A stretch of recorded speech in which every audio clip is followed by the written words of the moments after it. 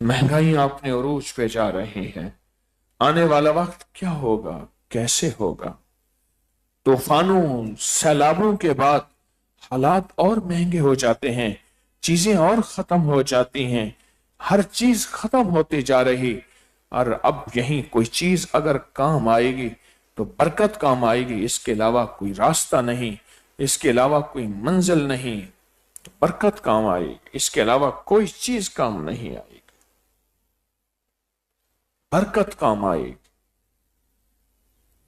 تلاش کریں، تلاش کریں، برکت کے راستے تلاش کریں۔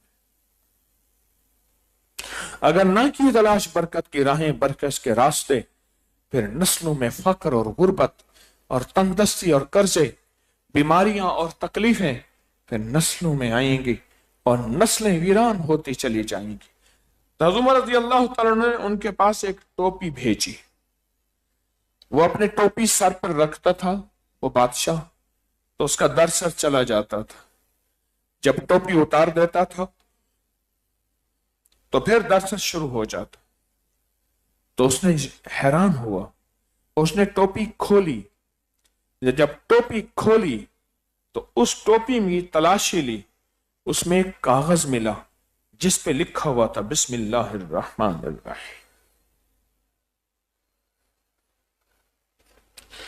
ابن عباس فرماتے ہیں کہ حضرت عثمان بن عفان سے بسم اللہ کے بارے میں حضور سے دریافت فرمایا، عثمان نے حضور سے دریافت فرمایا، ارشاد فرمایا اللہ کے ناموں میں سے نام ہے، اور اللہ کے نام کے اسم اکبر کے درمیان آنکھ کی سیاہی اور سفیدی جتنا فاصلہ ہے۔ یہ لفظ ذرا غور سے سننا، میں اس کی وضاحت کروں گا۔ آنکھ کی سیاہی اور سفیدی، جب ہم پلک جھپکتے ہیں آنکھ سیاہ ہو جاتی ہے، بند ہو جاتی ہے، پلک کھولتے ہیں آنکھ سفید ہو جاتی ہے، کتنا وقت لگتا ہے؟ سیکنڈ لگتے ہیں، منٹ لگتے ہیں؟ آپ میں ہر وقت پلک جھپکتے رہتے ہیں، پتہ نہیں چلتا۔ یہ وائپر ہے، جیسے گاڑی کے آگے شیشے میں نا یہ وائپر چلتا رہتا ہے۔ میرے پاس ایک صاحب آئے، ان کا یہ حصہ یہیں ٹھہر گیا، ان کے پاس پانی اور روئی تھی، ہر تھوڑی دیر کے بعد اپنے آنکھ کے ڈھیلے کو صاف کرتے تھے، چشم کو صاف کرتے تھے۔ کہنے لگے مجھے اس آنکھ کے پلک کے جھپکنے کا اب پتہ چلا کہ یہ تھا کیا، آج تک پتہ ہی نہیں ہے کہ آنکھ جھپک رہی ہے، اور معاشرے میں فضاؤں ہواؤں میں پھیلا گرد و غبار مٹی آنکھ پہ پڑتا ہے تو آنکھ کا ایک پل وائپر آتا ہے صاف کر کے، پھر صاف کرتا ہے، پھر ہمیں پتہ ہی نہیں چلتا، پر آنکھ صاف ہو جاتی ہے۔ فرمایا کہ اتنی دیر جب بندہ بسم اللہ پڑھتا ہے، اللہ اور بندے کے درمیان میں تعلق میں اتنی دیر لگتی ہے جتنی آنکھ پر چپکنے پہ۔